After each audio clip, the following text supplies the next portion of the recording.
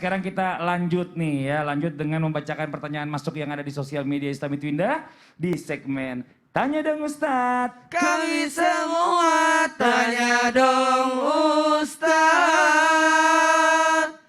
Ya, ini kita masuk ke Instagram Islam itu indah ya, di gambar yang mau healing. Ya, jangan berpaling. Oke.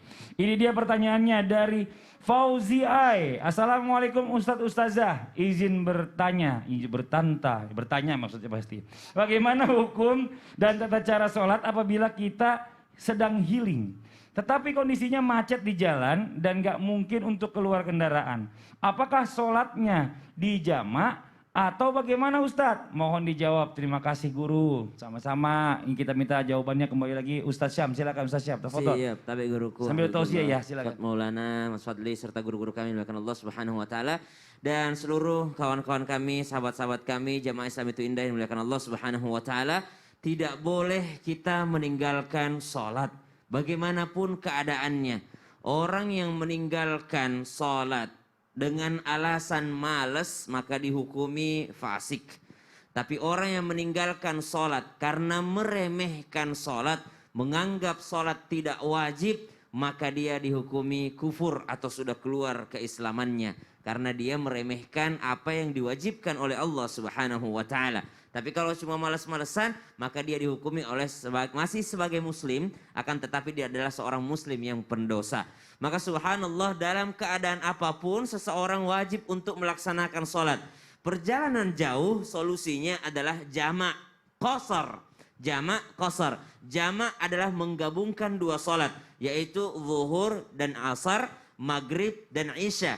Jamak qasar. Qasar adalah meringkas sholat yang 4 rakaat menjadi 2 rakaat. Sholat zuhur yang sejatinya 4 rakaat menjadi 2 rakaat. Asar yang 4 rakaat menjadi 2 rakaat. Isya yang 4 rakaat menjadi 2 rakaat. Maghrib tidak bisa lagi diqasar, apalagi subuh. Gak mungkin dia menjadi satu rakaat saja. Maka ada jamak, ada qasar, ada jamak qasar.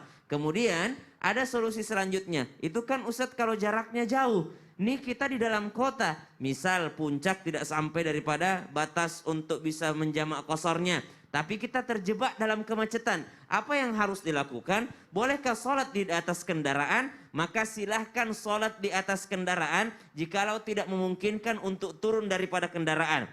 Maka sholatlah di atas kendaraan. Ustadz, tidak mungkin kita menghadap kiblat. Karena ini kan kita jalan-jalannya mau ke daerah supaya kita bisa lihat sunrise. Berarti dia tidak ke daerah barat, ya dia ke arah timur. Ke arah timur berarti membelakangi kiblat dong kendaraannya. Gak mungkin kita menghadap ke senderan kursi. Maka gimana caranya? Sholatlah tidak menghadap kiblat.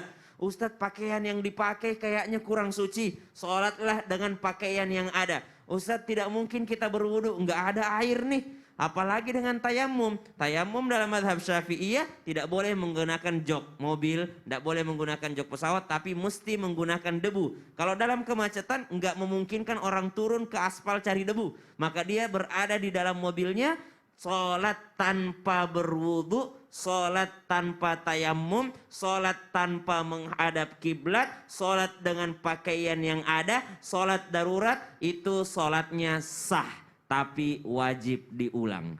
Sholatnya sah, tapi setibanya di tujuan dia wajib mengulanginya. Kenapa? Karena banyak syarat-syarat sahnya yang tidak terpenuhi. Yaitu tidak menghadap kiblat, tidak dengan bersuci. Maka dia tetap sah sholatnya, namun wajib untuk mengulanginya ketika tiba di tujuan. Masya Allah, itu istilahnya sholat untuk menghormati waktu gitu. Betul, ya? Betul, hormati waktu. Masya Allah, jazakallah khairan katsiran. Jadi sebenarnya tetap ada solusinya dalam Islam. Dong. Ya walaupun tetap harus kita bayar lagi, kodok lagi sholatnya. Iya, karena memang tidak memenuhi persyaratan tadi. Tapi tetap sah. Kalau sampai tiba-tiba meninggal, ya kita nggak tahu nih. Insya Allah mudah-mudahan diterima sama Allah Subhanahu Wa Taala. Amin amin ya Rabbal Alamin. Nah sekarang kita ngomong lagi nih ya, bicara masalah tentang Rasulullah. Nah kita pengen tahu dari guru kita Ustadz Maulana, ada pertanyaan mas saya Ustadz Maulana. Iya, iya. Oh, Rasulullah itu pernah nggak sih punya masalah rumah tangga gitu? Kita kan pengen tahu. Pernah dong. Oh gitu. Pernah. Cuma gini, Rasulullah punya teknik, punya cara untuk menyelesaikan masalah dalam rumah tangga. Yang namanya rumah tangga pasti ada masalahnya. Nah, tapi tunggu dulu. Jangan-jangan Mas Fadli punya masalah nih.